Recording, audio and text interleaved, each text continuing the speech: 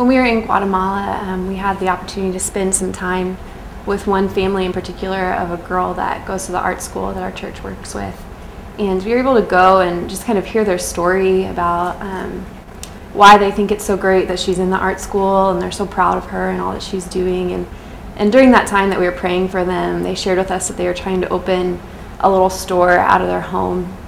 But she didn't really have a sign or anything like that, so nobody knew it was there. And so it wasn't really doing very well. And so we said we could come back the next day and paint a sign for them, which basically meant painting the whole front of their house this bright pink color. But they were just so grateful for that, and just really saw just our willingness to put our plans aside to come and help them with what they really needed. And then a couple days later, we were able to deliver a huge tub of food to them that probably would last them a couple weeks. And we built a chicken coop for their family also, so they could kind of start a little micro business with that. And the last day that we were there, we were spending some time with them, just playing with the kids. And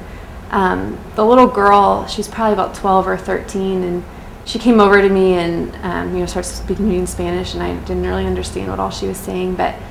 she had me come back to her bedroom that she shares with the rest of the family. But and she showed me that she had painted a bunch of Bible verses by her bed, and just that she would read those every night. And she goes over and pulls out her jewelry box, and I'm thinking, oh, this is so cool. She's going to show me all of her jewelry that she has, and we can kind of play with it or whatever. And she takes it and she tells me to hold my hands out, and she just pours the whole contents of her jewelry box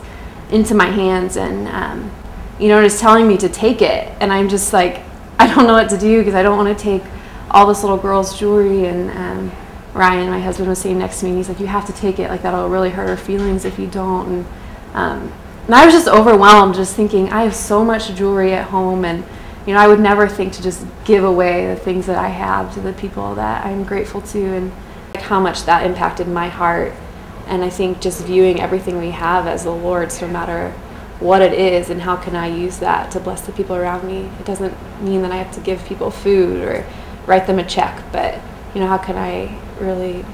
use just even the little things that I own to bless people around me, either in giving it away or in just using it to serve them, or